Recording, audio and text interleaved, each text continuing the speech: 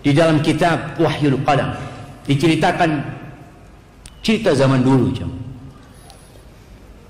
Cerita ada seorang yang namanya Abu Sayyad. Dia sempat bangkrut, sudah nggak punya apa-apa. Istrinya menangis, anaknya menangis di rumah. Dia seorang nelayan. Akhirnya dia berangkat ke seorang guru. Dia ngomong sama gurunya, aku punya masalah secara ekonomi ini, keluargaku sudah nangis-nangis. Apa oke, kata gurunya. Gurunya sholat 2 rakaat, minta sama Allah, kemudian berangkat ke pantai.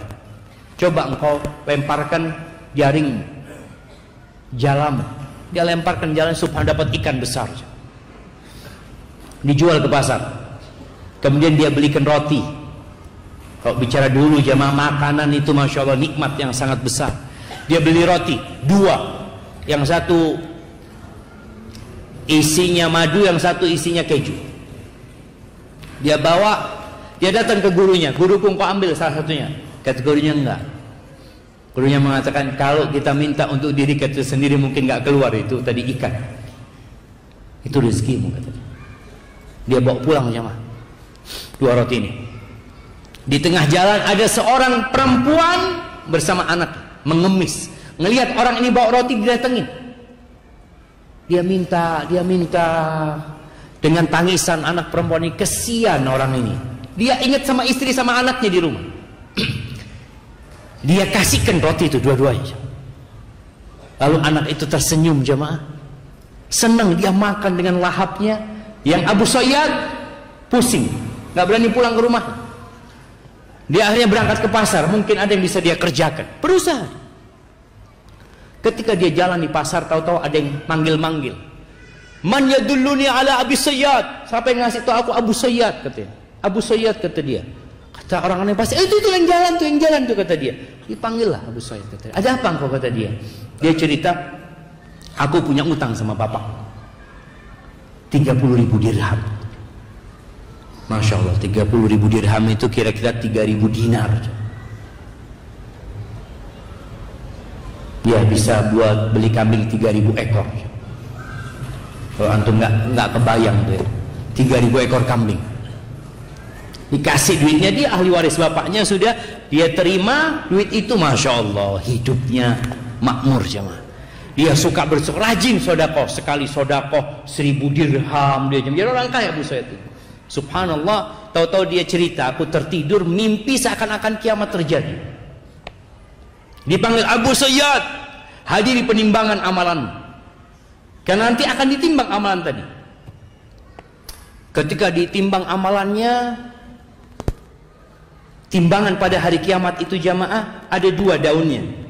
Satu timbangan kebaikan, satu isinya dosa-dosa. Allah mengatakan fa amma man thaqulat mawazinuh fahuwa fi 'ishatir radiyah. Yang berat timbangan kebaikannya, maka dia akan berada di kehidupan yang baik.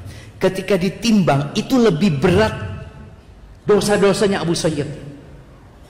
Ketika dia seperti itu, protes Abu Sayyid, "Aina shadaqati?"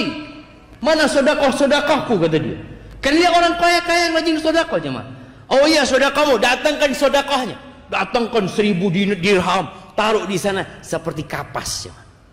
Ditaruh, nggak bergerak jemaah. Datangkan 1.000 dirham. Kenapa? Di setiap dirham-dirham yang dia sedekahkan, fihi syahwatun nafas, ada syahwat nafs. Syahwat kepingin sedekah, aku kepingin sedekah, aku senang sedekah, aku suka membantu orang lain. Aina Allah? Kalau engkau sedekah hanya untuk kesenangan, bukan lillahi ta'ala. Ketika melihat itu Abu Sayyid lemas jemaah.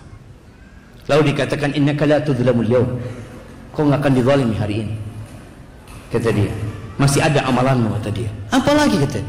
Ada 2 roti, kata dia. Kata Abu Sayyid, 1.000 dirham aja enggak ada. Beratnya apa artinya 2 roti itu? Ditaruh roti itu jemaah. Itu timbangan jadi sama jemaah. Dia lihat, ya Allah, kata dia. Bayangkan. Sedekah yang sedikit, tapi ketika ikhlas lillahi ta'ala, yang gak ada syahwatun nafs sama sekali di situ, jadi berat.